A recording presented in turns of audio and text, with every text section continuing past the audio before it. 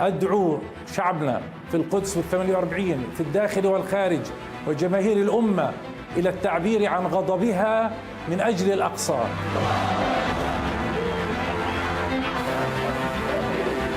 ولن نسمح لقطعان المستوطنين أن يعبثوا بالمسجد الأقصى.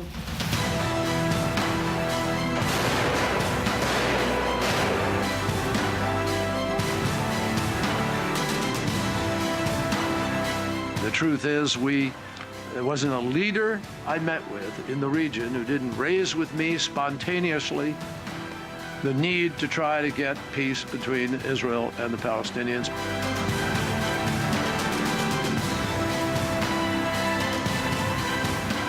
نحن نعرف والعالم يعرف خطورة استعمال الدين في الصراعات السياسية.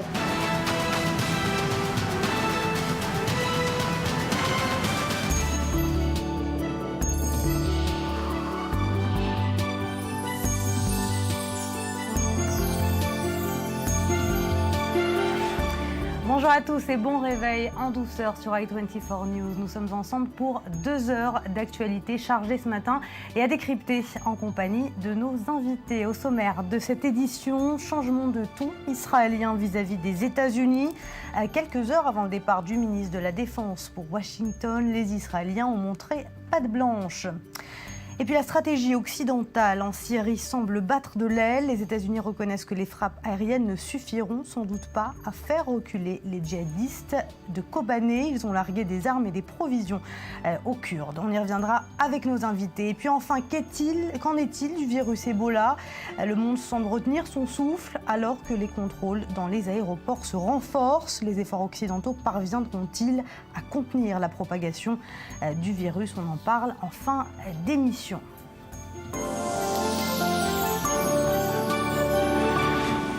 Voilà pour le sommaire. On va tout de suite commencer avec la revue de presse du Moyen-Orient avec Cyril Amar. Cyril, bonjour. Bonjour. Vous avez choisi de démarrer avec la une du quotidien gratuit Israël Hayom aujourd'hui. Et oui, avec une petite devinette du jour. Qui a dit, Éléonore, qui a dit les soldats israéliens ne sont pas moins terroristes que les djihadistes de l'État islamique. Les seconds décapitent leurs otages un à un, mais les premiers tuent des dizaines de civils palestiniens en appuyant sur un seul bouton. Alors qui a dit ça, Éléonore, je vous laisse deviner. Et oui, c'est encore elle, un brin provocatrice, la députée arabe israélienne, voilà, Hanin Zohabi, que l'on aperçoit sur cette image du Israël Hayom. Elle a fait ses déclarations hier donc sur la 2e chaîne de télévision israélienne, de quoi s'attirer les foudres de ses collègues du Likoud dans l'hémicycle, les uns appelant à l'éloigner de la Knesset et les autres plus véhéments à lui offrir tout simplement un billet sans retour loin des frontières d'Israël. Alors rappelons tout de même que Hanin Zohabi n'en était pas à son coup d'essai. Elle avait notamment refusé de qualifier de terroriste l'enlèvement et puis le meurtre des 3 jeunes israéliens, des 3 jeunes adolescents israéliens en juin dernier. Elle avait également publiquement soutenu et approuvé les tirs de roquettes et de missiles du Hamas sur le territoire israélien. Donc voilà une députée arabe israélienne qui suscite la polémique ou qui suscite le débat. À vous de juger. Plus, ouais. Et puis les journaux israéliens qui reviennent également ce matin sur la mort de ce médecin arabe israélien tué dans des combats en Syrie. Voilà, c'est à la une du quotidien israélien d'expression anglaise, Jérusalem Post.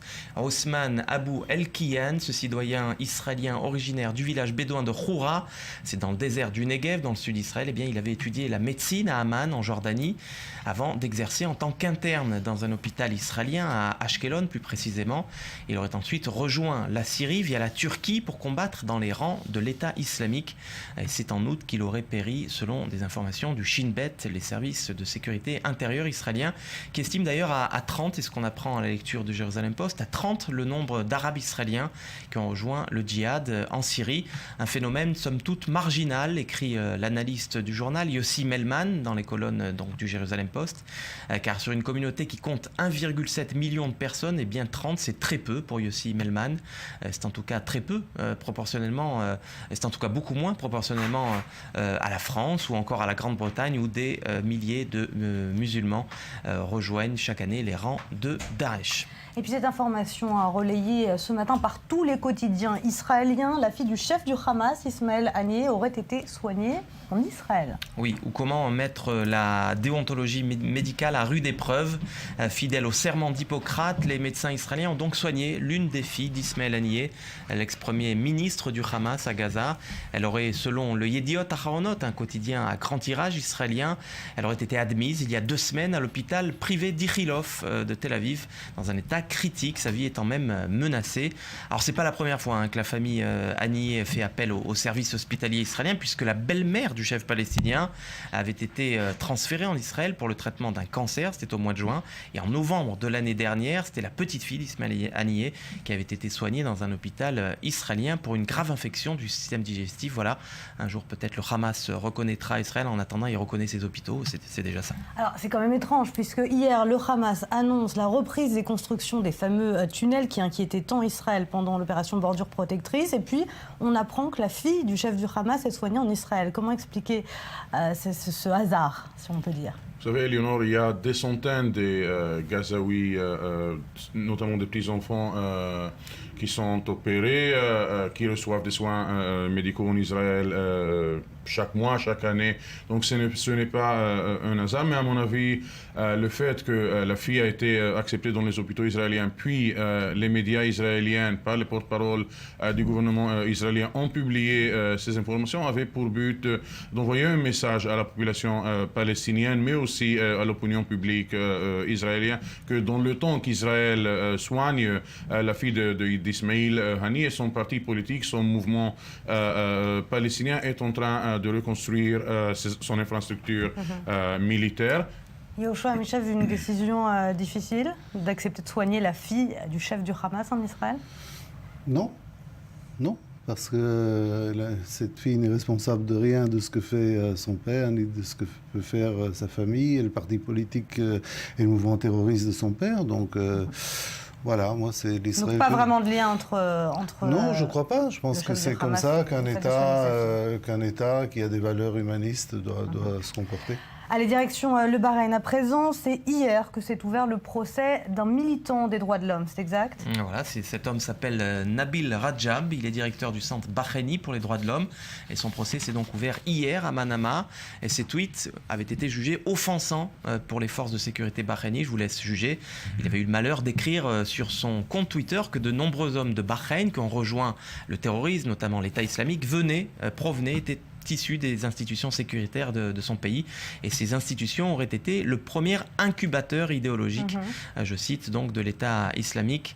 Alors l'activiste Rajab, lui, a nié les charges qui sont retenues contre lui. C'est ce qu'on apprend dans le quotidien bahreïni Gulf Daily News. D'ailleurs, très peu d'articles dans la presse arabe bahreïni. Il faut aller du côté de la presse anglophone pour avoir des nouvelles et pour avoir connaissance de ce procès. Donc prochaine audience le 29 octobre prochain. Allez, on va refermer cette revue de presse avec l'éphéméride du jour, Cyril. C'était il y a 3 ans, jour pour jour, vous en souvenez, Éléonore, c'était le 20 octobre 2011, et c'est l'ancien homme fort de la Libye, Muammar Kadhafi, qui est décédé dans des conditions brutales. C'était lors de la chute de sa ville natale, Sirte, dernier bastion de résistance de ses fidèles. La mort de Muammar Kadhafi, guide de la révolution, de la Jamahiriya arabe libyenne, la République arabe libyenne, et principal dirigeant de la Libye de 69 à 2011, et c'était symbolisé peut-être plus que tout autre événement l'essor et les révolutions du printemps arabe. Ouais, la Libye qui n'a d'ailleurs toujours pas retrouvé de stabilité politique, n'est-ce pas, Ali Wakel? Oui, et on voit en Libye ce qu'on risque de voir en Syrie, ce qu'on risque de voir en Irak, si jamais il n'y a pas de stratégie de la communauté internationale pour régler ce conflit. Bon, on va passer au dernier discours de Mahmoud Abbas, le président de l'autorité palestinienne, sur la défense des lieux saints de Jérusalem et ses accusations sur ce qu'il appelle les provocations israéliennes. Le ton est donné, et ce n'est pas un hasard si dans le même temps, Ya'alon, le ministre de la Défense israélien, est parti pour 5 jours à Washington, parti s'assurer du soutien américain. On regarde ça tout de suite. John Kerry, à l'origine d'un nouveau coup de froid entre Israël et les États-Unis. En cause, son parallèle effectué entre la montée du djihadisme dans la région et la persistance du conflit avec les Palestiniens. There wasn't a leader I met with in the region who didn't raise with me spontaneously. Chaque leader que j'ai rencontré dans la région a évoqué de manière spontanée la nécessité d'arriver à la paix entre Israël et les Palestiniens. Car c'est une cause d'embrigadement au djihad, de colère et d'agitation à laquelle ils doivent répondre. Et je vois d'ailleurs beaucoup de têtes acquiescées. Premier à monter au créneau, le ministre de l'économie Naftali Bennett dénonce une pratique du bouc émissaire qui place systématiquement l'État juif au banc des accusés. Mais d'autres figures du gouvernement, comme le ministre Gilad Erdan, mettent plutôt en cause l'incapacité de John Kerry à saisir la réalité complexe du Moyen-Orient. Ce n'est pas la première fois que le secrétaire d'État américain s'attire les foudres des responsables israéliens. En juillet dernier, John Kerry avait été piégé par les micros de la chaîne Fox quelques instants avant une interview. Il dénonçait le nombre élevé de victimes civiles à Gaza. Quelle opération ciblée? Tu parles d'une opération ciblée.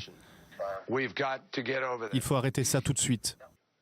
Mais même quand le couac diplomatique paraît inévitable, certains viennent au secours de la sacro-sainte alliance israélo-américaine. Cette fois, c'est à Victor Lieberman qui s'y colle. Ce qui évite bien des ennuis à Israël au Conseil de sécurité, ce sont les États-Unis avec leur droit de veto. Entre amis, il peut parfois y avoir des désaccords. Il ne faut pas s'en offusquer et à chaque fois régler ses comptes. Une amitié et des principes sur lesquels devra fermement compter Israël, alors que les Palestiniens s'apprêtent à saisir le Conseil de sécurité en vue d'une résolution qui contraindrait l'État hébreu à un retrait de Cisjordanie d'ici 2016. En attendant cet éventuel ultimatum, le président palestinien Mahmoud Abbas continue de faire monter la pression. Après avoir accusé Israël d'être responsable des incidents sur le mont du Temple à Jérusalem, il appelle désormais les Palestiniens à protéger la mosquée Al-Aqsa, troisième lieu saint de l'islam. Un discours belliqueux qui ne risque pas de rétablir la confiance avec Israël, au moment où l'on évoque une possible reprise des négociations. Voilà, il est 8h12 et vous êtes sur le plateau du Morning en compagnie de nos invités. Ali Waquette, consultant à i24 News en question du monde arabe. Bonjour. Yehoshua Misha, vous êtes ancien diplomate israélien. Voilà, on va reparler de ce changement de ton complet d'Israël vis-à-vis des États-Unis. Alors d'abord, comment l'expliquer, ce changement de ton soudain de la part de Lieberman et de Moshe Yaalon?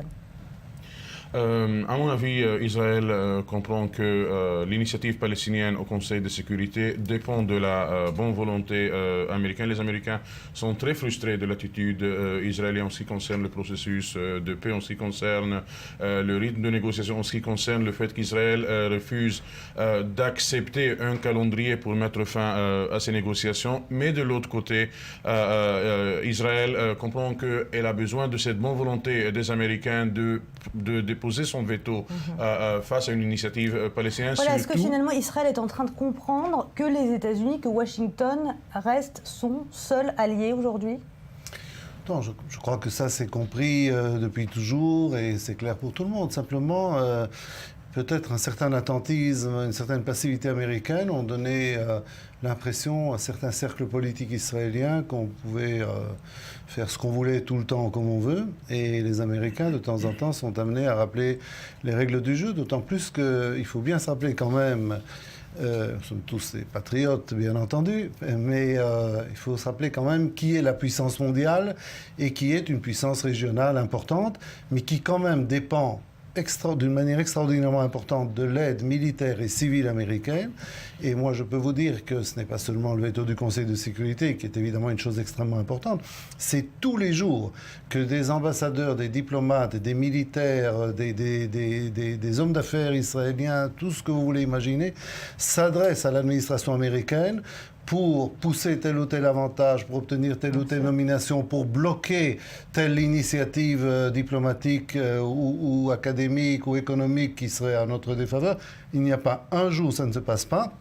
À un moment, les Américains présentent d'une certaine manière l'addition et on a l'impression que certains dans les cercles du pouvoir israélien ont un peu perdu de vue cette perspective-là. Justement, jusqu'à aujourd'hui, on avait l'impression que la priorité israélienne, c'était justement s'assurer un électorat de droite, voire de la droite radicale. Et puis là, un changement de tactique, soudain, c'est la diplomatie qui compte plus que s'assurer la bonne parole des électeurs de droite. Comment expliquer ça ? Écoutez, même les électeurs de droite, il y a une ligne rouge, une permettra pas à son Premier ministre d'être en conflit ouvert avec les États-Unis. Il y a beaucoup de tiraillements maintenant entre M. Netanyahu. Il y a eu beaucoup de déclarations dans le passé contre le secrétaire d'État américain, contre le président américain, de Lieberman et Diallo. Mais il n'y a pas encore cette confrontation ouverte qui a provoqué en 92 la chute d'Yitzhak Shamir. Lorsqu'Yitzhak Shamir s'en est pris directement au président Bush le père, et que le président Bush le père, donc de George Bush, a annulé les garanties internationales que les États-Unis donnent pour les prêts que lève l'État d'Israël à travers le monde, qui a été un coup très dur pour l'État d'Israël. Là, le citoyen israélien compris, Yitzhak Shamir n'était pas un Premier ministre impopulaire. On pouvait critiquer sa politique, beaucoup l'ont fait, mais il n'était pas un Premier ministre impopulaire. Ce qui a provoqué sa chute en 92, à part les divisions internes de la droite, c'est une autre affaire, c'est d'abord et avant tout le clash frontal avec le président américain. Vous pouvez me dire qu'on n'en est pas très loin maintenant. Et effectivement, je pense que petit à petit, le gouvernement israélien approche de cette zone dangereuse dans laquelle lui est absolument interdit d'entrer.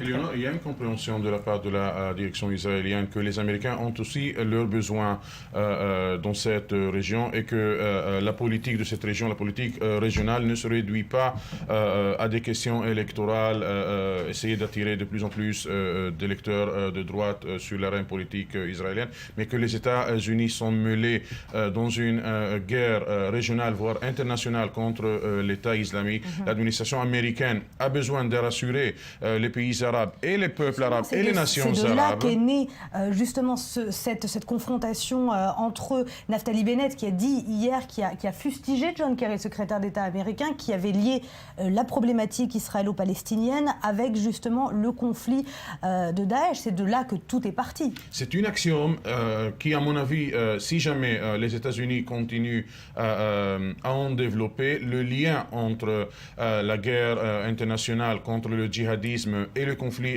israélo-palestinien, ça va former un défi extrêmement important pour le gouvernement israélien. Ça va mettre dans l'équilibre devant la direction israélienne les intérêts stratégiques d'Israël, voire garder cette alliance avec les États-Unis, ou est-ce que à nouveau la direction politique israélienne va pencher vers son électorat de droite? C'est une décision très délicate qui doit être prise, à mon avis, dans les semaines à venir. Les Palestiniens ne font aucun signe d'arrêter leur campagne, leur contre-offensive diplomatique basée sur les renforts qu'elles reçoivent de la communauté internationale européenne et États-Unis. C'était le rêve des Palestiniens de voir un leader américain faire ce lien entre le djihadisme et la lutte anti-djihadiste mondiale et entre le conflit israélo-palestinien. Alors justement, est-ce que le conflit israélo-palestinien a tant de poids sur le point de vue régional ?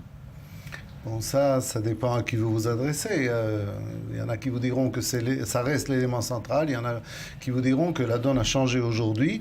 Je pense que la donne a changé aujourd'hui et ça ne diminue en rien l'importance du conflit israélo-palestinien. Mais on ne peut pas nier qu'avec ce qui se passe autour de nous, en Syrie, en Irak, l'État islamique, etc., il est bien évident qu'on est dans un autre Moyen-Orient, un nouveau Moyen-Orient, mais il est pire que le précédent. Donc, mais je pense qu'il ne faut pas tomber dans l'illusion. Le conflit israélo-palestinien reste central pour un élément, c'est-à-dire pour nous. L'arrivée à un accord quelconque, mais bien entendu valable et fondé, garantissant la sécurité d'Israël, l'arrivée à un accord avec les Palestiniens reste un élément, à mes yeux, déterminant, un intérêt vital de l'État d'Israël. De l'État d'Israël, mais ça n'a pas plus d'influence que ça sur le conflit régional, puisque tous les pays arabes ont dit, John Kerry l'a dit hier, que tous les pays arabes disaient que justement la stabilité de la région passait par résoudre le conflit israélo-palestinien. Oui, mais je pense qu'on ne peut pas le nier. Ali Wakel le disait il y a un instant, les Américains auront beaucoup plus de facilité à constituer leur coalition qui est extrêmement importante, que ce soit contre l'État islamique, mais que ce soit aussi pour endiguer la menace iranienne, la menace nucléaire qui reste une menace, et un peu passée au second plan ces derniers temps, mais qui reste très très forte. Les Américains, il est de la responsabilité d'Israël aussi, je pense, d'aider les Américains dans leur démarche diplomatique, et la seule manière de le faire, c'est d'aplanir la voie vers au moins, dans un premier temps, une reprise des négociations relations avec les Palestiniens. Or, on ne le voit pas dans l'agenda du gouvernement israélien. Et puis, il faut bien le dire que les récentes déclarations d'Abou Mazen ne contribuent pas non plus à, disons, à alléger l'atmosphère dans ce domaine. Alors justement, un dernier changement qui a changé la donne, c'est 5 nouveaux pays qui ont rejoint le Conseil de l'ONU, des membres non permanents du Conseil de sécurité de l'ONU. On a perdu l'Australie et le Rwanda au profit de la Malaisie et du Venezuela, des pays, on le sait, qui sont hostiles à Israël. Est-ce que ça peut aider concrètement Mahmoud Abbas à intervenir auprès des tribunes de l'ONU pour avoir ce qu'il désire, c'est-à-dire être reconnu comme un État palestinien et faire partie à part entière des institutions onusiennes? Et ça va lui donner un meilleur résultat, en tout cas au Conseil de sécurité. Ça va compliquer la tâche des Américains. Les Américains mettaient leur veto, mais ils pouvaient dire qu'ils n'étaient pas seuls à le faire, parce que l'Australie aussi, le Rwanda votait d'une manière tout à fait correcte par rapport à Israël. Donc les Américains pourraient présenter une espèce de demi-alliance, si vous voulez, qui ne les laissait pas tout seul. Maintenant, avec les deux pays que vous venez de citer, il est évident que leur tâche va être beaucoup plus difficile. Ils vont se retrouver à plus d'une reprise à mettre leur droit de veto sur des résolutions, j'attire votre attention, qui en fait concordent avec la politique, avec les desiderata de l'administration américaine. Ils sont ouvertement, c'est pas un secret depuis toujours, depuis 67, enfin certainement en tout cas depuis le processus d'Oslo, depuis les années 90, pour la création d'un État palestinien. Or ils vont maintenant devoir mettre leur veto et ils vont être probablement le seul ou avec encore un autre pays au Conseil de sécurité. Est-ce qu'ils vont justement mettre leur veto dans un moment où ils ont besoin des pays arabes à faire partie de cette coalition anti-État islamique? Est-ce qu'ils vont mettre leur veto? Est-ce qu'ils ne vont pas essayer justement de négocier en évoquant la reprise des négociations, par exemple, comme mesure pré-veto? Les Palestiniens ils continuent leur campagne diplomatique. Là, avec la Malaisie et avec le Venezuela, les 9 États sont garantis. Maintenant, est-ce que les Palestiniens iront à l'encontre de la volonté américaine de ne pas présenter leur initiative au Conseil de sécurité? À mon avis, si jamais les Américains promettent aux Palestiniens un prix qui est acceptable, et un prix pour les Palestiniens, c'est un calendrier. Il ne faut pas se tromper. C'est un calendrier très clair avec un résultat très clair des négociations, les lignes de 1967 avec quelques changements territoriaux et un calendrier clair qui ne dépassera pas les 3 ans. Maintenant, est-ce que les Américains, à la veille des élections du Congrès en novembre, iront jusqu'au bout avec les Palestiniens et risqueront, l'administration Obama risquera le score des candidats démocrates? Ça, on va le savoir dans les jours à venir. Mais il y a une coordination entre Palestiniens. Ça a l'air d'être une confrontation diplomatique entre Palestiniens et les États-Unis, mais il ne faut pas se tromper. Les Palestiniens et les Américains sont très coordonnés. Au milieu, il y a les Européens qui jouent par rapport à Israël le méchant acteur sur l'arène diplomatique en reconnaissant de plus en plus l'État palestinien. Merci Ali Waked. On va justement parler d'un autre conflit, mais à l'intérieur d'Israël. Cette fois, ils sont juifs et arabes, tous passionnés de football et membres d'une même équipe, les Bnei Sachin, ou le plus grand club israélo-arabe du pays. Mais voilà, samedi, avant le match qui les opposait à Hapoel Tel Aviv, les dirigeants du club ont organisé une cérémonie d'honneur à leurs sponsors, et plus particulièrement à Azmi Bishara, ancien député israélien qui avait été soupçonné d'espionnage en faveur du Hezbollah. S'ensuit une crise diplomatique avec le ministre des Affaires étrangères israélien Lieberman qui, suite à cette affaire, a appelé à exclure l'équipe de football du championnat israélien et a demandé des sanctions dures contre les dirigeants du club. Alors, d'abord, qui est ce Azmi Bishara? On va revenir un peu sur sa personnalité et qu'est-ce qu'on lui reproche, Yoshua Amichav. Écoutez, Azmi Bishara était un député du parti Balad qui représente, on peut dire, la frange radicale de la population arabe israélienne. C'est le même parti auquel appartient Hanin Zohabi d'ailleurs. Le même parti auquel appartient Hanin Zohabi. Et il a été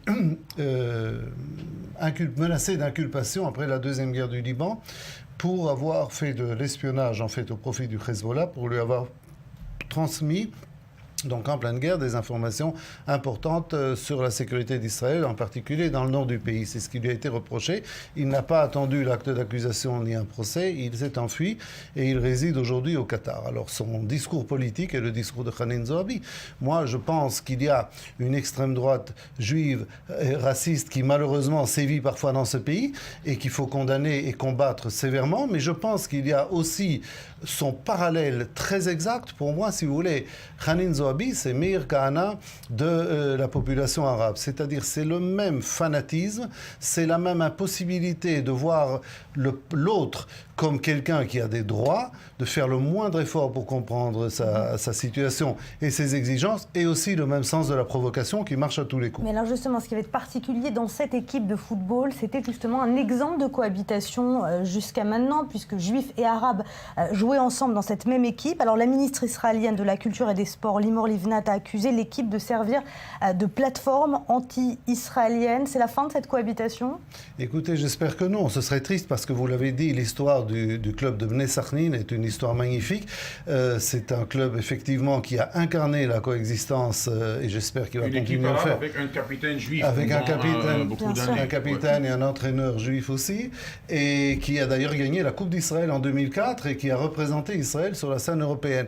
C'est une histoire qui est tout à fait étonnante, captivante, et qui est aujourd'hui menacée par la radicalisation des esprits dans les deux camps. Il faut absolument tout faire pour empêcher que cet exemple magnifique de coexistence... Enfin, on sait quand même que le stade s'appelle Doha et on sait que le Qatar finance cette équipe. Quand même, les joueurs et les dirigeants de l'équipe de Bnei Sakhnin savaient qu'en remerciant Azmi Bishara, ça allait poser problème aux autorités israéliennes. Oui, tout à fait, mais cet acte reflète les dilemmes des Arabes israéliens. Eleonore, si vous saviez, Bnei Sakhnin a besoin de cet argent pour rester dans la première division israélienne, donc rester intégré dans la société israélienne. Et qu'est-ce qu'on a on a besoin de fonds pour garder une équipe de football professionnelle. Et vous savez, là on est sur la chaîne française de i24 News, le PSG, il a été acheté par les Qataris. Barcelone a son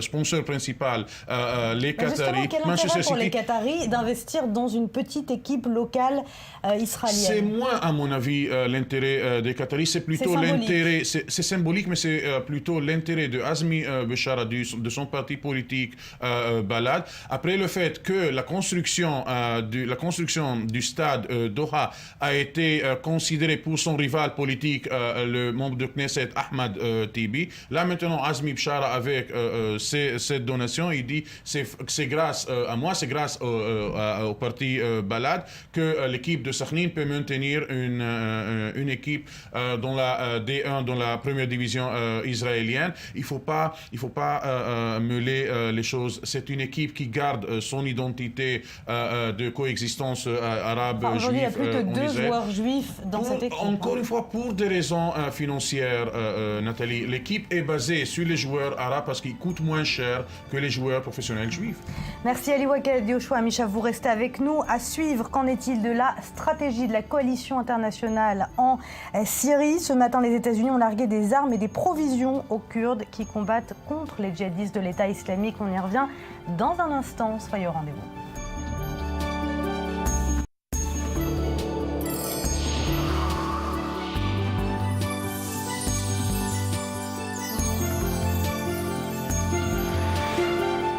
Et re-bienvenue sur le plateau du Morning, toujours en compagnie d'Ali Waked et de Yoshua Amishav. Ce matin, l'armée américaine a largué pour la première fois des armes, des munitions et du matériel médical aux Kurdes pardonnez-moi, de Syrie, assiégés dans la ville de Kobané. On voit ça tout de suite, on en parle dans un instant. Le gouvernement irakien est désormais au complet. Pendant des semaines, le poste de ministre de la Défense et de ministre de l'Intérieur sont restés vacants. Un blocage politique auquel se sont ajoutées des faiblesses militaires. Impossible dans ces conditions d'enrayer la progression des djihadistes. Mais ce samedi, le pays se dote enfin de ministres de l'Intérieur et de la Défense. Le candidat au ministère de la Défense est le député Khaled Moutleb Al-Obeidi. Le secrétaire d'État américain John Kerry s'est félicité de ces nominations à des postes cruciaux pour combattre l'État islamique, car depuis leur première frappe le 8 août, les États-Unis fournissent un soutien essentiel à l'armée irakienne qui peine à reprendre le terrain perdu face aux combattants de l'État islamique. Ils contrôlent plus de 80% de la province majoritairement sunnite d'Al-Anbar à l'ouest du pays. En Syrie, la bataille pour le contrôle de la troisième ville kurde de Syrie continue à se mener rue après rue. Selon l'Observatoire syrien des droits de l'homme, l'État islamique aurait perdu 31 combattants entre samedi et dimanche matin, dont 15 dans les bombardements de ses positions par les avions des États-Unis et de leurs alliés. Il y a quelques jours, le chef du commandement militaire américain avait rappelé l'objectif de ces frappes. Mon but, c'est de battre et détruire l'État islamique. Si nous continuons à repérer des cibles majeures, comme c'est le cas dans la région de Kobané, alors il est clair que nous attaquons ces cibles comme nous l'avons fait dernièrement, avec beaucoup d'efficacité. Car la prise de Kobané serait un trophée stratégique et symbolique. Mais la coalition vise aussi des infrastructures pétrolières contrôlées par l'État islamique en Syrie afin de dérégler ses sources de financement. La contrebande de pétrole est l'une des principales sources de financement des djihadistes qui, selon certains experts, pourrait amasser entre 1 à 3 millions de dollars par jour grâce à sa revente à des intermédiaires. Et voilà, pour en parler, on rejoint tout de suite Christian Mallard, consultant i24 News en question de politique internationale. Bonjour, merci d'être avec nous ce matin. C'est la première fois que la coalition internationale livre des armes et des munitions aux Kurdes de Kobané. Le président turc hier, Recep Tayyip Erdogan, s'est engagé à renforcer la lutte contre l'État islamique, mais il a rejeté hier encore les appels à ce que son pays fournisse justement des armes aux combattants kurdes en Syrie. Tout simplement, comment risque de réagir la Turquie? Très mal. Si vous voulez, le problème, c'est que depuis le début dans cette affaire, la Turquie et M. Recep Erdogan ne jouent pas le jeu avec les États-Unis et les alliés. Pour la bonne et simple raison, je crois qu'il faut être clair, c'est que M. Erdogan tient le raisonnement suivant. Il considère que les Kurdes du PKK et ceux de Syrie sont bien entendu des alliés et représentent une plus grande menace pour la Turquie que l'État islamique. Donc à partir de ce moment-là, il est clair que dans sa logique, qui me paraît complètement dépassée, M. Erdogan est en train de faire quelque part le jeu de l'État islamique. En effet, il préfère que l'État islamique, d'abord, règle les comptes, si je puis dire, et puis affaiblir considérablement les Kurdes du PKK et ceux de Syrie au nord, et puis ensuite, il dira à ce moment-là, je vais jouer contre l'État islamique. Mais ça ne peut pas marcher comme ça, ce qui prouve bien qu'en effet, qu'il y a des grosses défaillances dans la façon dont l'alliance est en train de fonctionner et que la Turquie ne joue pas le jeu. La Turquie est le mauvais allié. Et je crois qu'il faut que les Américains le comprennent, prennent peut-être des sanctions, parce que quand même, quand on a ce pays qui est le flanc sud de l'OTAN, il faut se poser un certain nombre de questions sur sa fiabilité. Or, aujourd'hui, je regrette, mais il n'y a pas de fiabilité au niveau de M. Erdogan et de la Turquie. Alors, les États-Unis aussi semblent jouer un jeu dangereux, puisque d'un côté, ils continuent les frappes aériennes, tout en disant que cela ne suffira pas à repousser les djihadistes de l'État islamique, et ils refusent toujours l'idée même des troupes au sol. Donc finalement, on a l'impression que c'est un peu un puits sans fond. Oui, mais vous avez mille fois raison. Je crois que vous avez posé la question, la vraie question. C'est que quelle est la stratégie? Y a-t-il une stratégie aujourd'hui de l'alliance des États-Unis et de leurs alliés arabes et occidentaux? Moi, je crois qu'il n'y en a pas, en effet. Parce que vous avez mis le doigt sur le point qui fait mal, c'est-à-dire que tout le monde est convaincu, même après cette réunion des 21 chefs d'état-major représentant un certain nombre de pays récemment à Washington, pour dire, en effet, il faut envoyer des troupes au sol. Mais comme personne n'en va envoyer des troupes au sol, personne aujourd'hui, ni les États-Unis qui renatent à tout moment pour envoyer des troupes au sol, parce qu'on sait pertinemment que M. Obama n'a pas envie de se retrouver pris à nouveau dans des guerres comme il l'a fait dans le passé avec l'Irak en particulier, dont il s'est retiré. Les Européens n'ont pas les moyens financiers d'aller de l'avant, et puis d'autre part, les pays arabes sont pratiquement divisés sur une intervention au sol. Donc à partir de ce moment-là, écoutez, de toute façon, tout ça, malheureusement, ne fait que le jeu de l'État islamique. Et ça, c'est quand même très inquiétant pour l'avenir. Merci beaucoup, Christian Mallard, d'avoir répondu à nos questions. Alors, Ali Wakad, hier, les États-Unis ont rappelé que leur priorité était bien l'Irak et pas la Syrie. Pourquoi ? Parce que l'Irak, c'est un peu plus crucial en ce qui concerne le Golfe Persique. Les pays arabes voisins à l'Irak sont très inquiets de la campagne de l'État islamique, mais pour ne pas diviser aussi la coalition anti-État islamique, on sait par exemple que l'Égypte fait partie de cette coalition, le Liban fait partie de cette coalition, et ils ne partagent pas la même vision en ce qui concerne le régime Assad avec les États-Unis, avec l'Arabie saoudite. De l'autre côté, l'Iran doit être un supporter, même si indirect, à cette coalition, et mettre la Syrie à présent sur la table éloignera l'Iran de cette coalition et fera de sorte que l'Iran va essayer de porter de dégâts à cette coalition et non pas la soutenir indirectement. Mais ce que je suis d'accord avec M. Mallard et Léonore, c'est que pour le moment, même avec cet enthousiasme du fait que les États-Unis ont fourni des armes et des munitions aux combattants kurdes, il ne faut pas se tromper. Pour le moment, c'est peu et c'est tard et c'est surtout insuffisant. Yehoshua Michel, vous êtes d'accord avec ce que Christian Mallard a dit, qu'il n'y a pas de réelle stratégie occidentale aujourd'hui contre l'État islamique ? Je ne sais pas vraiment s'il n'y a pas de stratégie. Ce que je sais, c'est que Barack Obama est bloqué maintenant. Il ne sait certainement pas, à 3 semaines des élections de la mi-novembre, auxquelles il arrive déjà relativement affaibli, qu'il va envoyer des boys sur le terrain pour qu'une partie d'entre eux, certains d'entre eux, reviennent dans des cercueils. Donc je pense qu'il faut attendre maintenant. Mais c'est ça le drame de la région. Si vous regardez ce qui se passe sans arrêt dans notre région, c'est ça. Il va y avoir des élections aux États-Unis, et puis il va y avoir des élections en Israël, et puis il va y avoir ci, puis il va y avoir ça, et puis il va y avoir des facteurs qui influent mais finalement bien entendu. une stratégie. Et chaque fois on dit maintenant il faut attendre 3 semaines, maintenant il faut attendre 3 mois, maintenant il faut attendre 6 mois, et c'est pour ça que les choses dépérissent dans cette région. Et je pense que la lutte contre l'État islamique est un intérêt, moi je dirais, de toute l'humanité. Quand on voit cette force qui est une force... on est au-delà de l'idéologie, là on est dans la barbarie, on est dans le diabolique. Donc je pense que c'est l'humanité entière qui doit réagir, et elle est bloquée par ses propres mécanismes intérieurs. Ceci dit, je pense quand même que, passé les élections du 15 novembre, on pourrait voir une détermination américaine beaucoup plus grande, et je dirais, sans être en aucune manière dans le secret des dieux, que je ne serais pas étonné qu'après les élections de la mi-novembre, il y ait un changement de stratégie, une intervention plus massive, non seulement des États-Unis, mais peut-être aussi de certains pays arabes au sol. L'État islamique qui attire toujours autant, on va le voir. Il avait un avenir brillant devant lui, un interne doué et apprécié, appelé à être intégré dans le corps médical de l'hôpital Barzilai à Ashkelon, mais il a rejoint les rangs de Daesh, de l'État islamique, et a réveillé les craintes d'un embrigadement grandissant en Israël, sans compter que cette fois il s'agit des couches les plus éduquées et favorisées de la minorité arabe israélienne. Léa Berdugo. Un élève modèle, très impliqué dans son travail, c'est en ces termes qu'est décrit Othman Abdalkian, étudiant en médecine qui a combattu en Syrie aux côtés de l'organisation de l'État islamique. Un médecin attentionné et à l'écoute de ses patients, une image très éloignée de ses ambitions djihadistes.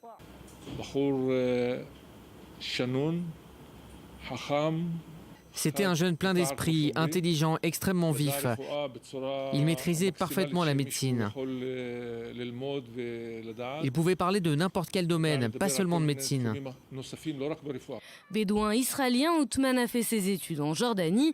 Il rejoint ensuite l'hôpital Barzilai d'Ashkelon en février dernier. Il disparaît environ 2 mois plus tard. Le personnel de l'hôpital ne se doute de rien jusqu'à la visite de responsables sécuritaires qui enquêtent sur l'interne. C'est uniquement à ce moment-là que l'hôpital apprend les liens d'Othman Abdalkian avec l'organisation de l'État islamique, une surprise pour le personnel. C'était une personne tout à fait ordinaire. On n'a jamais remarqué chez lui telle ou telle tendance politique ou religieuse, ni quoi que ce soit d'autre. Je n'ai jamais fait attention à cela. 2 semaines plus tôt, le frère d'Othman a été condamné à 1 an de prison pour avoir aidé son frère ainsi qu'un autre membre de la famille à rejoindre les djihadistes. Les Arabes israéliens qui partent faire le djihad en Syrie, un phénomène minoritaire selon les autorités mais tout de même inquiétant. Othman Abdalkian n'est pas le premier à rejoindre les rangs de l'EI. Avant lui, Ahmed Abachi, âgé de 23 ans, originaire d'un village au sud de Nazareth, a été retrouvé mort en Irak, dans la province d'Al-Anbar. Selon les services de sécurité, près d'une trentaine d'Arabes israéliens seraient partis en Syrie et en Irak pour combattre aux côtés des djihadistes. Alors, comment expliquer qu'un jeune homme brillant, promis à un avenir aussi brillant, a choisi d'aller rejoindre les rangs de l'État islamique ? Vous savez, on ne va pas rentrer dans la philosophie à dessous, mais l'âme humaine est faite de dédales infinis, très difficile de comprendre ce qui peut pousser quelqu'un effectivement avec un profil comme celui qu'on vient de voir. Simplement, moi je voudrais faire deux remarques. D'abord, si vous vous souvenez de Baruch Goldstein qui a commis le massacre au caveau des patriarches en 1994, c'est aussi un médecin dont tous ces malades, tous ces patients plutôt, ont témoigné après coup de sa grande humanité, de sa parfaite connaissance professionnelle, etc. Qu'est-ce qui a pu pousser, qu'est-ce qui pousse tous ces gens-là à faire ce qu'ils font? Je pense que c'est très difficile de cerner. C'est pour ça que je voudrais mettre en garde et ne pas tirer des conclusions. Nous avons affaire encore pour le moment à des cas, et j'espère que ça va continuer, à des cas personnel, très isolé, et j'entends déjà, maintenant, ça commence déjà, une petite musique de fond là, qui, encore une fois, va faire de chaque arabe israélien un suspect potentiel. Je pense que c'est un piège dans lequel il nous est absolument interdit de tomber. Ça nous ramène à la discussion qu'on a eue tout à l'heure sur Bnei Sachni. Alors, est-ce que justement c'est inquiétant ce phénomène? On sait qu'il y a une trentaine d'arabes israéliens qui ont rejoint les camps de Daesh. C'est pas un nombre tellement inquiétant. Aujourd'hui, cet arabe israélien, ce médecin arabe israélien, ça vous inquiète, Ali Wakel?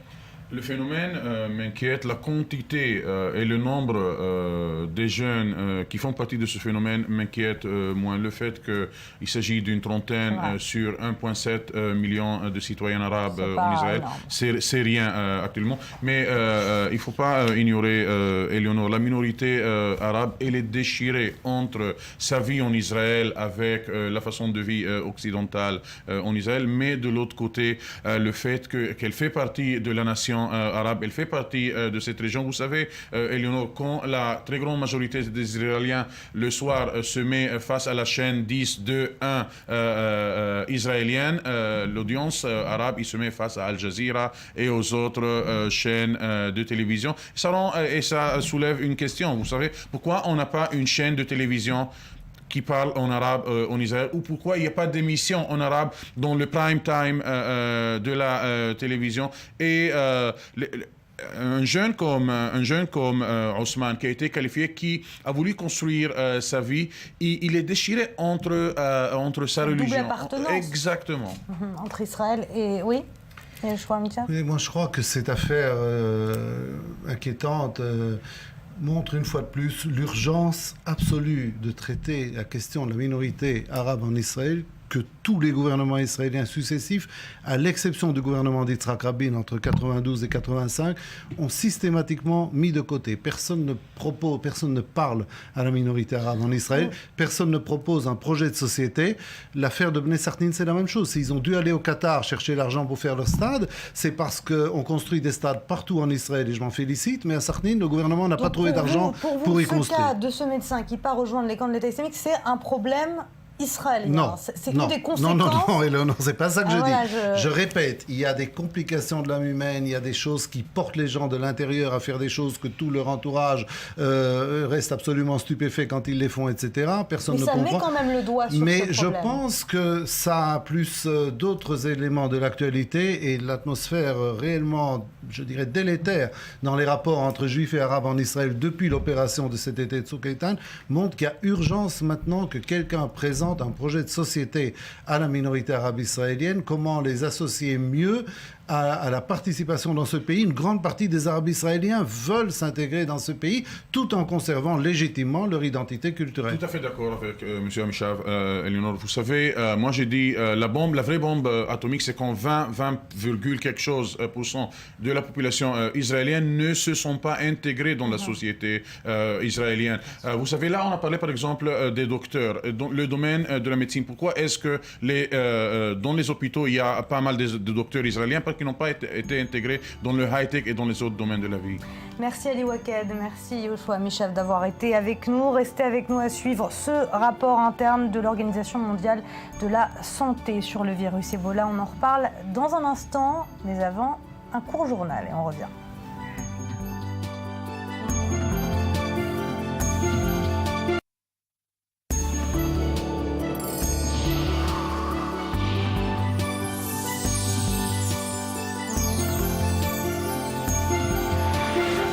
De retour sur le plateau du Morning. Bienvenue à vous si vous venez de nous rejoindre. Un rapport de l'Organisation mondiale de la santé relayé hier soir révèle les défaillances graves au sein des équipes de l'organisation dans la gestion du virus. L'OMS annonce parallèlement la fin officielle de l'épidémie au Nigeria, 3 mois seulement après le diagnostic de son premier malade, une épidémie qui avait fait 20 victimes seulement dans ce pays de 170 millions d'habitants. On voit ça tout de suite avec Joseph Emmanuel. Au cœur d'Ebola, un pays fait figure d'exemple. L'Organisation mondiale de la santé serait sur le point de déclarer le Nigeria affranchi du virus Ebola. L'épidémie arrivait il y a 3 mois dans ce pays le plus peuplé d'Afrique, dont l'efficacité de l'organisation limitait dès les débuts le nombre de victimes. L'annonce de l'enrayement devrait intervenir au terme d'une période requise de 42 jours depuis l'enregistrement du dernier cas. Après la mort d'un fonctionnaire libérien, les pires scénarios avaient été envisagés quant aux ravages que pourrait provoquer ce premier cas à Lagos, une mégalopole de plus de 20 millions d'habitants. Les autorités nigérianes s'étaient efforcées de retracer le parcours de cet homme de 40 ans pour retrouver les passagers avec lesquels il avait pu être en contact. Une réaction très rapide rendue possible grâce à un dispositif d'urgence existant dans la lutte contre la polio, immédiatement adapté à Ebola.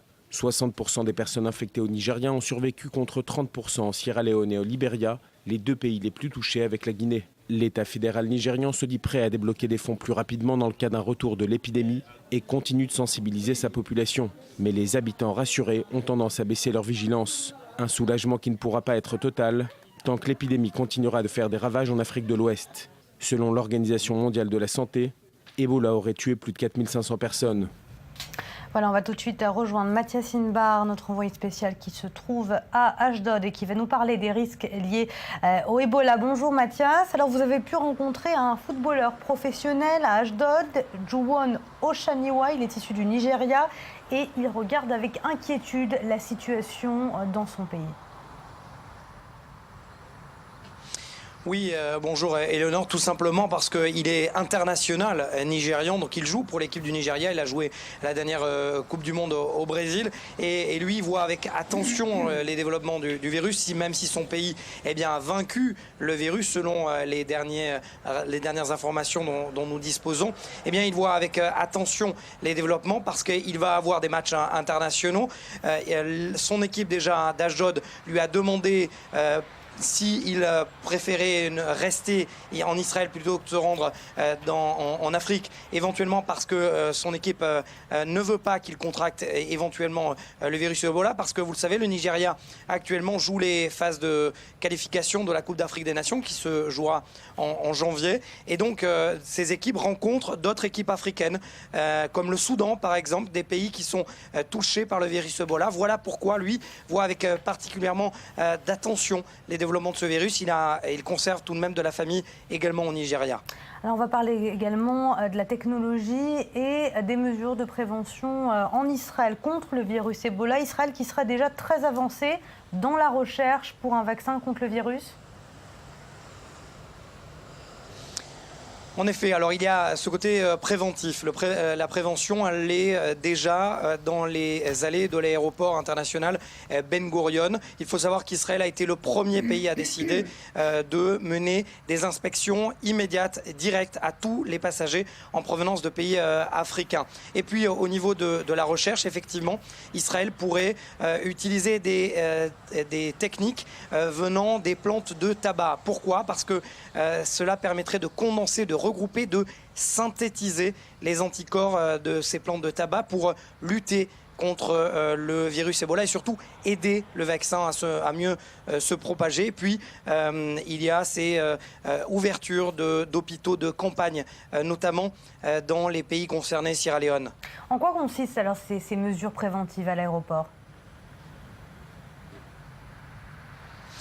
Eh bien, tout simplement il vaut mieux prévenir que guérir, finalement. Donc, Israël a décidé, au lieu de céder à la panique et de faire en sorte, finalement, de courir derrière le virus, eh bien, Israël a décidé de prendre des mesures plus draconiennes que ne l'ont prise, par exemple, les États-Unis ou la France, qui sont des pays où, il faut le dire, effectivement, il y a beaucoup plus de personnes en provenance d'Afrique qui atterrissent, par exemple, à Paris ou à JFK à New York, mais Israël a décidé de prévenir, de décider de créer un hôpital de campagne à l'intérieur de l'aéroport international de Ben Gurion et de vérifier tous les passagers venant d'Afrique, que ce soit l'Afrique maghrébine ou l'Afrique noire. Tous les passagers en provenance de l'Afrique seront immédiatement inspectés et on vérifiera point par point s'ils ne sont pas d'abord atteints par le virus ou alors s'ils ne développent pas des symptômes qui pourraient laisser penser à une éventuelle contagion. Merci beaucoup Mathias Inbar. On passe tout de suite à la sélection d'infos de Bethsabée. Bonjour Bethsabée Salem. Alors on va commencer avec le Ebola justement. Exactement, alors impossible de ne pas en parler. Alors tous les angles sont abordés bien sûr dans la presse, comme l'impact économique sur les safaris, notamment annoncé par CNN. Alors même si les destinations phares des safaris se trouvent bien loin des pays touchés, vous avez l'est de l'Afrique, le sud de l'Afrique. Apparemment, les clients potentiels de ces safaris ne réalisent pas combien le continent africain est grand et alors ils ont peur et résultat, une baisse des réservations de 20 à 70% chez les 500 opérateurs touristiques interrogés. Les théories de conspiration aussi, c'est un autre angle qui est abordé dans la presse sur l'Ebola. On en a déjà vaguement parlé ici, qui à en croire le New York Times auraient été elles aussi importées de l'Afrique vers le continent américain. Parmi ces théories, notamment celle qui avait été annoncée par le Daily Observer, qui est un journal libérien, qui prétendait il y a quelques semaines, en septembre, que le virus est en fait une arme biologique qui a été développée par les États-Unis afin de carrément dépeupler la planète. Puis alors il y a eu sur Internet toutes sortes de psychoses et autres théories selon lesquelles, par exemple, en fait, cette épidémie a été fabriquée par des entreprises pharmaceutiques. Pourquoi ? Bien pour faire fortune en créant des vaccins, avec en plus des personnalités aux États-Unis qui ont récupéré ce genre de théorie du complot. Et le New York Times expliquait que cette théorie du complot, ce n'est pas nouveau. Prenez par exemple au Moyen-Âge, les Juifs de Tolède en Espagne, par exemple, avaient été accusés d'avoir propagé la peste noire. Pourquoi ? Pour tuer tous les catholiques sur place. Et pendant que les safaris peinent, rament contre une faillite éventuelle, certains aux États-Unis ne perdent pas le nord pour faire du profit. Le virus a été conçu, par exemple, sous forme de peluche, Éléonore. Et oui, si vous cherchez des idées de cadeaux, une peluche dite éducative par le Parisien, donc en France, une peluche en forme de microbe qui n'arrive plus d'ailleurs à répondre. Exactement. Alors l'entreprise qui connaît le succès aux États-Unis n'arrive plus même à répondre à la demande. Et pourtant, il y a plusieurs modèles qui sont proposés en fonction de vos budgets, de vos goûts. Par exemple, vous avez le virus Ebola de taille moyenne, $9,95. Vous avez l'éprouvette Ebola, pour ceux qui veulent mettre un peu plus, près de $15. Et enfin, vous avez, pour les amoureux du virus Ebola, la poupée géante à $29,95. Alors moi, je me demande, je propose de poser la question. J'imagine que c'est pour faire une blague. D'ailleurs, le site de la compagnie, donc de cette entreprise qui s'appelle Giant Microbes, annonce ce sont des jouets, des outils éducatifs et aussi des cadeaux amusants pour quiconque a le sens de l'humour. En gros, si vous n'aimez pas, vous n'avez pas assez le sens de l'humour. À noter que cette compagnie, elle vend aussi des peluches sous toute forme de virus, d'autres virus. Donc pas que Ebola. Voilà. Bon, écoutez, vous allez nous parler d'un autre sujet qui fait la une de l'actualité. Vous avez cliqué pour nous sur l'État islamique. Voilà, Daesh. Alors là, c'est plus une question d'humour. Vous avez des figures évoquées dans la presse. Ce sont des portraits comme celui de Barberousse, par exemple. C'est le stratège tchétchène, pas facile à dire, de l'État islamique. J'ai nommé Omar al-Tchétchani. Donc c'est Omar le Tchétchène en arabe. C'est le numéro 2 de l'État islamique et surtout, c'est son leader militaire. Et selon le Nouvel Obs, c'est l'un des hommes clé du mouvement à retenir, car même s'il n'a jamais beaucoup fréquenté les mosquées, en croire ses proches, eh bien c'est un as de la stratégie militaire. Alors comme quoi quelques petites dérogations parfois aux lois de la religion sont parfois bien utiles pour le mouvement. Alors il est moitié géorgien, moitié tchétchène depuis ses parents. Par ses parents, il entre dans l'armée géorgienne quand il a 21 ans, qui est alors entraîné par les Américains, et en prison quelques années plus tard pour détention illégale d'armes. Eh bien il se convertit à l'islam radical, trajectoire dont on a déjà parlé. C'est toujours en prison d'ailleurs qu'il a fait le serment qu'il ferait le djihad. Et comme quoi, il y est arrivé. Autre héros, alors cette fois chez les Kurdes, et c'est une femme. Elle s'appelle Narin Afrin. Alors c'est un pseudo et elle est surnommée la Jeanne d'Arc des Kurdes. Son portrait est bien sûr gardé secret, mais apparemment ce serait une de ces personnes qu'on voit sur cette photo, et on sait d'elle que c'est une femme apparemment, je cite, très intelligente, de petite taille, comme quoi la taille ne fait pas la force, entre 35 et 40 ans, plutôt ronde, au visage couleur porcelaine. Son nom c'est Maïssa Abdo. Elle se serait engagée très jeune, encore plus jeune, dans la défense des Kurdes, alors que ses copines, elles, se mariaient. C'était sa cause. Et même si le Figaro rappelle bien qu'au Kurdistan, il y a beaucoup de femmes qui s'engagent dans les combats et qui aussi deviennent des femmes martyrs, eh bien, elle serait un exemple de bravoure. Voilà. Allez, on va revenir sur le synode, sur la famille qui n'intègre finalement aucun accord sur les homosexuels et sur les divorcés. Exactement. Alors, on en a beaucoup parlé hier, ça s'est passé samedi, mais alors en dépit des désaccords entre deux courants d'église, donc d'un côté les conservateurs, de l'autre côté les libéraux, les modernes, qui suivent le sillage du pape François, eh bien selon le Guardian, l'église catholique serait en train de changer. Lentement, certes, mais sûrement. Avec les questions embarrassantes qui, avant, n'étaient pas vraiment discutées, eh bien, aujourd'hui, l'Église avant ne faisait que réaffirmer son point de vue. Aujourd'hui, eh bien, le pape François aurait, je cite, selon le quotidien britannique, retourné cette omelette. On comprend la métaphore sans trop de difficulté. En gros, il a changé les choses et résultat, une révolution pour la guérison et l'amour. On a bien compris. Allez, en quelques secondes, un autre registre, les séries télé et Homeland. Alors, Homeland, qui en croire un auteur pakistanais, un acteur pakistanais, n'est pas des meilleurs miroirs du Pakistan. Alors d'une plume très très cynique, l'auteur de l'article qui a été repris par Courrier revient sur toute une série de clichés à l'américaine, comme quand le nom du chef de la CIA est révélé par une chaîne nationale pakistanaise et que tout à coup les Pakistanais autour se munissent de bâtons et se mettent à fracasser sa voiture. Et puis autre preuve que les auteurs et autres producteurs de la série à succès n'ont pas vraiment travaillé leur sujet. Bien pour traduire les dialogues en ourdou, donc la langue locale en Pakistan, eh bien, ils ont utilisé Google Translate avec des effets pas très heureux. Merci beaucoup, Bessabé Salem. Allez, après le Ebola, on va parler d'une autre épidémie, le sida, qui continue de faire des ravages en Afrique, alors que l'Occident a pu endiguer presque entièrement cette maladie en sensibilisant à sa prévention et en développant de nouveaux traitements. En Afrique, autour d'1,5 million de personnes continuent de mourir de l'épidémie chaque année. L'équipe d'I24 News s'est rendue sur l'île de Buzi, en Ouganda, l'un des plus grands foyers du sida au monde, l'île des orphelins du sida. Un reportage signé Tamia Harel. On en voit un extrait et retrouver sa diffusion dans sa totalité dans l'émission Reportage sur I24 News.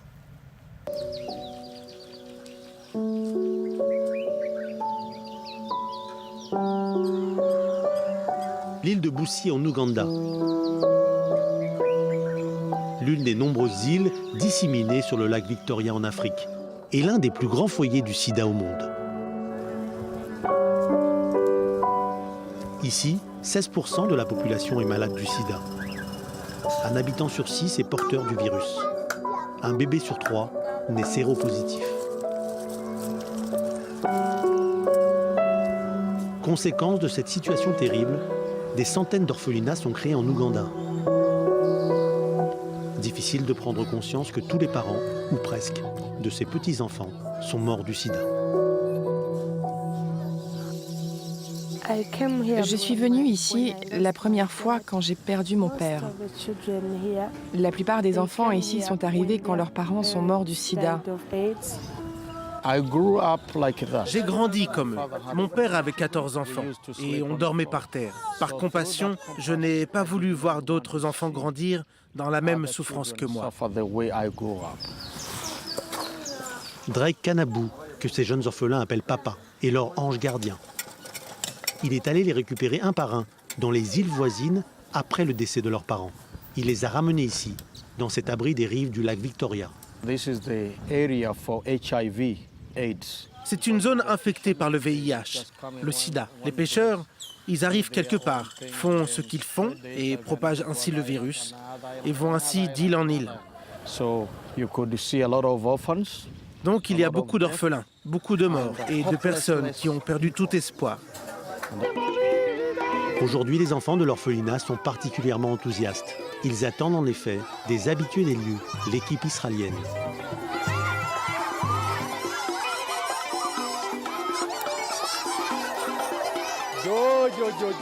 Tito le clown et le professeur Dan Engelhardt travaillent également ensemble à l'hôpital Hadassah de Jérusalem, auquel ils appartiennent. Tito réjouit les enfants pendant que le professeur Engelhardt les soigne. Quand ce dernier a décidé de créer l'association Heart Joy Love pour les malades du sida en Afrique, il a fait appel à des clowns. J'ai compris qu'ils n'avaient pas besoin seulement de traitement, ce qu'on appelle le ART, la thérapie antirétrovirale. Ils ont besoin de beaucoup plus que cela. On a appelé notre projet Heart, Joy and Love. On leur apporte un traitement médical, Heart, mais également de la joie et de l'amour. Voilà pour cet extrait de ce reportage que vous retrouverez dans son intégralité dans l'émission Reportage sur i24 News. Restez avec nous, un court journal et on revient dans quelques minutes. À tout de suite.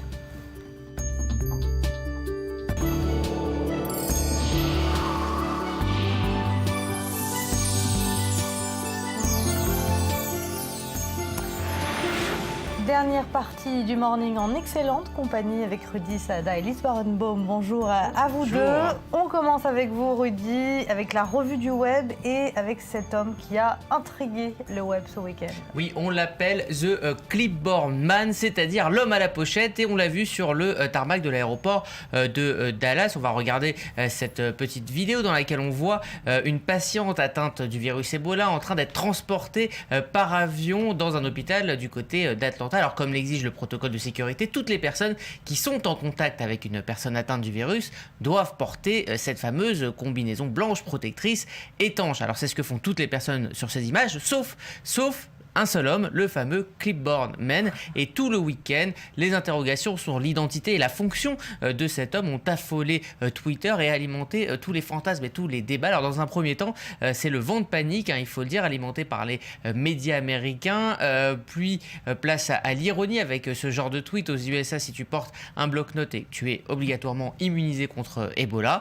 Et au final, le porte-parole de la compagnie aérienne qui transportait le malade a indiqué à nos confrères de ABC que le Clipboard Dude, comme on l'appelle désormais sur le net, était en fait un superviseur du protocole médical de la compagnie qui portait délibérément pas de protection, et ce n'est pas une entrave aux règles de sécurité. Seules les personnes qui touchent directement un malade sont susceptibles d'être contaminées. Or, lui ne les touche pas. La conclusion est que cette polémique, elle est donnée par un internaute. Twitter, encore une fois, c'est affolé. Oui, d'ailleurs, il n'y a pas que Twitter qui s'affole autour du virus Ebola. Le deuxième sujet d'actualité d'aujourd'hui, c'est bien sûr Daesh. Et là, on parle d'un manuel publié justement par le groupe l'État islamique et qui annonce la fin des images de décapitation sur le net. Et pourtant, on l'a dit, ce fut la grande marque de fabrique de Daesh, l'usage intensif des réseaux sociaux, la publication d'images chocs, une propagande qui a servi notamment à recruter. Alors,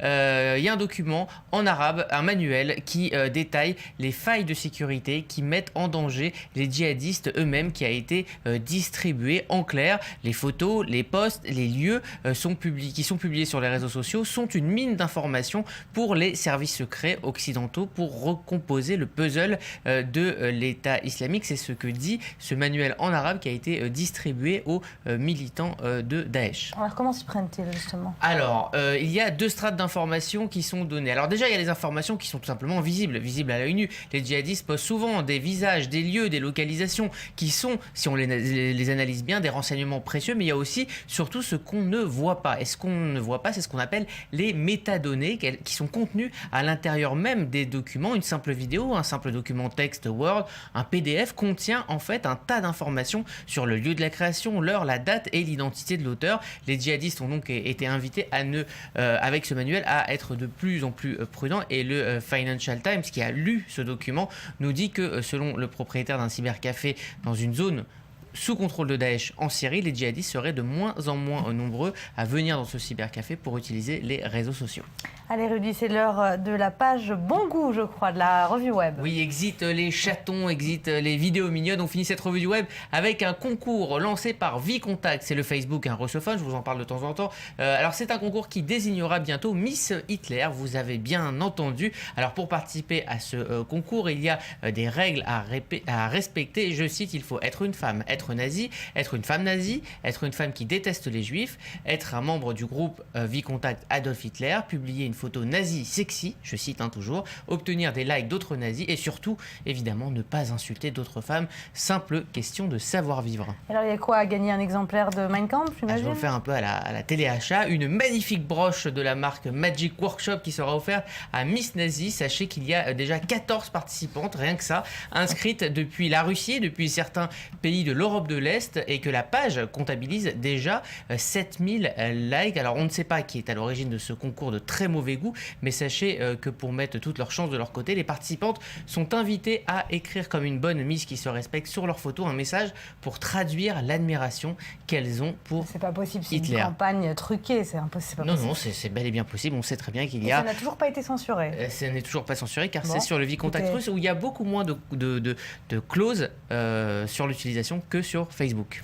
Allez, on continue dans le bon goût avec ce business et ce marketing qui a été fait autour du virus Ebola. Oui, alors je vous en parlais en milieu de semaine dernière de ce petit malin qui voulait vendre le nom de domaine ebola.com pour $150 000. Eh bien, le business autour de l'épidémie ne cesse de se développer, notamment sur Internet. Alors, si vous allez sur Etsy.com, vous pourrez vous offrir des bijoux à l'effigie du virus. Ah bah c'est drôle, on vient de voir justement avec Betsabé les peluches. Maintenant, c'est les bijoux Alors, Ebola. on va en parler aussi de ces peluches. Il y en a pour tous les goûts. Ça vous coûtera entre 6 et 12 euros. Donc, évidemment, l'autre exemple, c'est cette fameuse peluche, on en a parlé, qui est fabriquée par une entreprise du Connecticut spécialisée dans les... Qui achète ce genre d'objet? Alors, ce sont les parents pour les enfants. Donc, il y a deux modèles. Et donc, cette entreprise est spécialisée dans les microbes géants. Donc, elle avait dans son catalogue de 150 microbes Ebola. Et donc, les parents achètent. Alors, il y a une part d'humour noir et il y a une part d'information. Pour les enfants. Éducative. C'est en tout cas ce que la société évoque, c'est un objectif éducatif. Bon, une peluche Ebola, d'accord. Alors, ce succès est dû à une vague de panique, c'est ça? Alors, soit il y a l'humour, soit il y a une vague de panique. Alors le Figaro nous apprend que le livre de prévention, le kit de survie ou l'application qui géolocalise le virus cartonnent tous, mais il y a aussi un effet donc humour noir car c'est bientôt Halloween aux États-Unis et sur les sites de déguisement, on a pu voir arriver le déguisement star de l'année. C'est bien sûr la combinaison de protection. Elle est vendue $80. Elle rencontre un grand succès. Là, on voit le pendentif et je ne vous parle pas des t-shirts, des mugs à l'effigie du virus et cerise sur le gâteau. La Fox, la chaîne américaine, a annoncé en grande pompe le tournage d'une série adaptée du best-seller The Hot Zone de Richard Preston, dont le thème est le virus Ebola. Ebola, bien entendu. Allez, on passe à un autre sujet, l'art, qui décidément sait se vendre de plus en plus, de mieux en mieux et au prix fort. À quelques jours de l'ouverture en France de la FIAC, cette foire d'art contemporain, focus sur l'art de dépister, comment dépister les faux tableaux. Les enjeux sont importants, vous l'imaginez. La contrefaçon augmente et les moyens techniques explosent, mais l'œil humain reste encore le meilleur rempart. Regardez ce reportage signé Sandy Fortis. La forêt de Max Ernst, Matisse peignant à Collioure d'André Derain ou encore Untitled de Jackson Pollock, tous des faux. L'affaire Beltraki en Allemagne et le scandale Knoedler à New York ont suscité une grande méfiance dans le monde de l'art. Aujourd'hui, la science dispose de nouvelles armes contre la contrefaçon. Stéréomicroscope, réflectographie infrarouge, radiographie, des instruments ultramodernes pour traquer les faussaires. La spécialité du Fine Arts Expert Institute, un laboratoire genevois. Nous arrivons à déceler des traits verticaux sous le blanc qui pourraient faire penser à un quadrillage. Et qui dit quadrillage dit généralement copie, mais attention, il peut aussi s'agir d'une mise en échelle par le peintre lui-même. Il faut donc parfois se fonder sur d'autres preuves scientifiques. La datation du papier en est une. Grâce à la méthode du radiocarbone, ces experts scientifiques spécialisés dans l'art peuvent définir si le tableau qu'ils ont entre les mains est un faux. Autre moyen, la réflectographie infrarouge qui permet de voir à travers les couches picturales. Ce tableau du peintre français Albert Marquet, décédé en 1912, semblait authentique jusqu'à ce qu'on découvre un tracteur avec des pneus sous la couche de peinture. En fait, les pneus ont été introduits sur le tracteur qu'à partir des années 30. Donc, c'est certainement un modèle et donc une descente, donc une composition sous-jacente qui date après 1930. Avec plus de 45 milliards d'euros d'œuvres d'art échangées chaque année, les authentifications scientifiques sont de plus en plus fréquentes. Une expertise qui peut coûter entre 500 et 15 000 euros par tableau, mais qui reste modeste comparée à la cote des artistes. Dans un marché de l'art en forte croissance, le prix exorbitant de certaines œuvres nourrit les appétits des faussaires. La criminalité entourant le marché de l'art est aujourd'hui devenue un véritable fléau international. J'ai entendu de plusieurs sources, sources informées, entre Scotland Yard, Interpol, qu'ils estimaient qu'il y avait sur le marché de l'art, mais toutes catégories confondues, jusqu'à 50% de faux. Donc ce sont des chiffres assez importants qui ne nous étonnent pas tellement, puisqu'en fait dans notre pratique on a un pourcentage de faux bien plus élevé. L'authentification scientifique apporte de la valeur au tableau, mais elle permet aussi de raconter son histoire. En découvrant les dessins sous-jacents, la radiographie permet notamment d'expliquer comment le peintre a travaillé. Une fois de plus, la science se met au service de l'art, mais pas d'inquiétude pour les experts traditionnels. Leur avenir n'est pas en danger. Selon eux, 90% de ce qu'ils voient sur un tableau, ils le voient avec leurs yeux. Rien ne peut remplacer l'expérience, pas même la science. Allez, on parle foot à présent avec vous, Lise Barenbaum, bonjour. On commence avec les résultats français. Le PSG qui s'est imposé face à Reims vendredi. Oui, le PSG qui se relance après 2 matchs nuls donc en Ligue 1 contre Monaco et Toulouse. Eh bien, les Parisiens sont imposés 3-1 contre Lens après avoir été quand même menés au Stade de France dès la 10e minute. Les buts des Parisiens ont été marqués par Cabaye, Maxwell et Cavani sur pénalty. Sans Zlatan, Laurent Blanc attendait beaucoup de Cavani, mais l'Uruguayen a échoué à 3 reprises devant les buts avant de finir par marquer un pénalty à la 55e minute. Pastore lui a fait un très bon match, donc Paris se relance à la chasse de l'OM, mais son match contre Bordeaux samedi prochain sans Cavani et sans Matuidi qui rejoint une infirmerie déjà pleine s'annonce un petit peu compliqué. Alors c'est un match qui s'est déroulé dans des conditions particulières puisque la police était mobilisée, redoutait des échauffourées. Effectivement, les deux équipes ont un passé commun douloureux en fait. On se rappelle qu'en 2008, certains supporters parisiens avaient déployé une banderole anti-ch'ti lors d'un match contre Lens, ce qui avait entraîné la dissolution du groupe des Boulogne Boys, un groupe de supporters parisiens. Donc, lors de cette rencontre vendredi, les forces de l'ordre avaient classé le match à risque. Le Racing Club de Lens a même décidé de mettre en place 2 tribunes distinctes pour les 2 groupes de supporters. Les Boulogne Boys, un groupe d'extrême droite, on peut le dire. Oui, on peut le dire, oui. Dissolu. Et donc, de son côté, le PSG lui a adressé une liste noire de supporters. Donc, certains billets qui avaient été vendus ont été annulés, puisqu'ils avaient été vendus à des supporters jugés dangereux, même si 200 fans jugés dangereux ont quand même réussi à se procurer des billets. Donc, 1000 policiers et 1300 stadiers ont été réquisitionnés, mais finalement, dans les tribunes, tout s'est déroulé dans le calme. Allez, puis certains reprochent un arbitrage trop dur envers le PSG. Oui, le PSG qui a perdu donc Cavani, expulsé pour avoir touché le bras de l'arbitre. En fait, Cavani, après son penalty, a célébré son but en faisant un geste, un tir de carabine en direction de la tribune lensoise. Alors ça peut paraître choquant, mais lui, il a l'habitude de ce genre de geste et donc il a quand même hérité d'un avertissement. L'arbitre lui a donné cet avertissement et Cavani est venu demander des explications. Il a donc touché le bras de l'arbitre Nicolas Rainville et il a été exclu immédiatement à la 56e minute. Une exclusion un peu brutale qui a valu beaucoup de critiques à l'arbitre par la suite, d'autant que c'est pas la première fois que ce genre d'arbitrage un peu sévère arrive au PSG. En mai 2013, Thiago Silva avait reçu un carton rouge à cause d'un geste similaire lors d'un match contre Valenciennes. Ça avait même débouché sur le coup d'épaule de Leonardo à l'arbitre et ça avait créé un tollé général à l'époque. Allez, autre rencontre, Marseille hier soir, c'était son premier vrai choc en Ligue 1. Oui, et Marseille s'envole, 8e victoire de de rang en Ligue 1 face à Toulouse 2-0. Donc les hommes de Bielsa confirment leur première place à 7 points devant le PSG dans un stade plein à craquer. 60 000 spectateurs étaient présents. C'est le record. C'est le record. Ouais. C'est le record historique pour l'OM. 2 buts marqués par Nkoulou et Gignac, l'inarrêtable Gignac, meilleur buteur de Ligue 1 avec 10 réalisations en autant de rencontres. La prochaine étape de Marseille, ça sera contre Lyon dimanche. Alors on passe à l'Espagne avec le Real Madrid qui lui aussi était en grande forme. Oui, le Real qui s'offre encore une manita 5-0 face à Levante.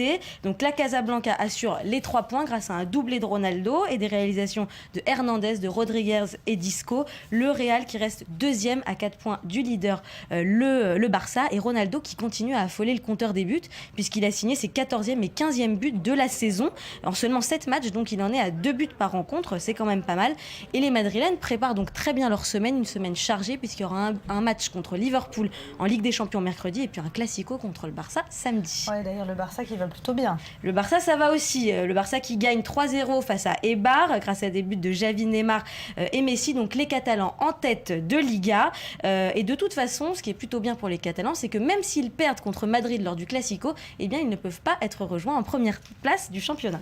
Allez, on fêtait aussi un anniversaire au Barça justement ce week-end. Oui, il y a 10 ans, un petit nouveau arrivait sur la pelouse du Barça, c'était Lionel Messi. Ah ouais. C'était le 16 octobre 2004, l'entraîneur de l'époque Franck Rijkaard l'avait fait rentrer à la 8 minutes de la fin du match, il avait 17 ans, mais déjà ce discret footballeur était considéré comme la vraie pépite de la Masia, l'école de formation de Barcelone, et celui qu'on appelle la Pulga, eh bien depuis a inscrit 361 buts avec Barcelone et 44 avec l'équipe d'Argentine.